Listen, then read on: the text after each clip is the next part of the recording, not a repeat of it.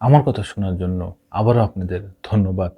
একটা গুল্লি করলেই তো মরে যেত, ৯টা গুল্লি কেন করল? এইভাবে শেখ হাসিনাকে বলতেছেন সমন্বয়ক সার্জিস আলম।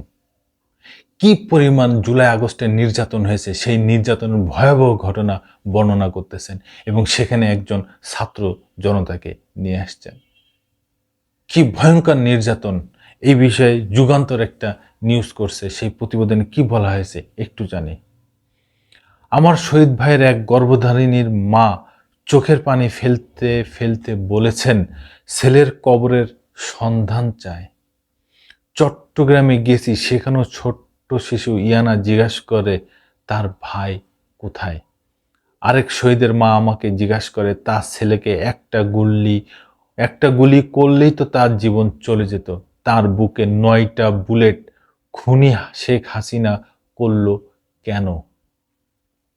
মঙ্গলবার আন্তর্জাতিক মানবাধিকার দিবস উপলক্ষে রাজধানীর সোহরাওয়ার্দী উদ্যানে বক্তব্য প্রদানকালে এসব কথা বলেন বৈষম্যবিরোধী ছাত্র আন্দোলনের অন্যতম সমন্বয়ক ও জুলাই স্মৃতি ফাউন্ডেশনের সমন্বয়ক সাধারণ সম্পাদক সার্জিস আলম।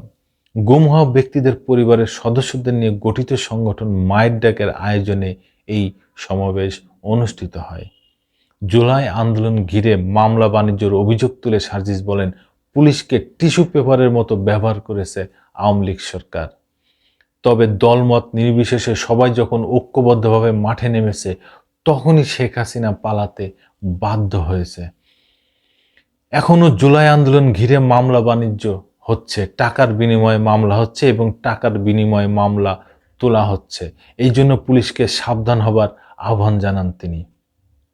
বৈষম্যবিরোধী আন্দোলনের নেতা বলেন, এখন আগের মতো ভারতের সঙ্গে আর অসমতার সম্পর্ক নয়। কোনো ধর্ম বা জাতির নামে কেউ উগ্রবাদী কিছু করার চেষ্টা করলে সেটা সফল হতে দেব না। সবাই মিলে রুখে দেব। আমরা কাউকে আবার ফ্যাসিবাদী কায়েম করতে সুযোগ দেব না। ভারতের কেউ বা বাংলাদেশ বিরোধী কেউ যাতে ষড়যন্ত্র করতে না পারে, সেনাবাহিনীকে এই বিষয়ে সজাগ থাকার আহ্বান জানাচ্ছেন সার্জিস। মায়ের ডাক সংগঠনের আয়োজনে এই সমাবেশে ভুক্তভোগী তাদের পরিবারের সঙ্গে অংশ নেন দেশের বিভিন্ন রাজনৈতিক দলের নেতাকর্মী। পাশাপাশি অংশ নেন জাতিসংঘের মানবাধিকার কমিশনের প্রতিনিধি, গুম কমিশনের প্রতিনিধি, বৈষম্য বিরোধী ও ছাত্র আন্দোলন ও জাতীয় মানবাধিকার কমিশনের প্রতিনিধি দল।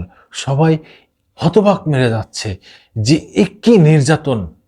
জুলাই আগস্টে হাসিনা কি নির্যাতন করেছে তার এই জনগণের উপরে, তার ভাইদের উপরে, তার এই দেশের মানুষের উপরে, তার এই দেশের সাধারণ জনগণের উপরে। এই নির্মম অত্যাচার সারা বিশ্ববাসী দেখে হতবাক হয়ে গেছে। ধন্যবাদ বন্ধুরা, আবার আসবো নতুন কোনো কথা নিয়ে, নতুন কোনো ঘটনা নিয়ে। আমি প্রিন্স।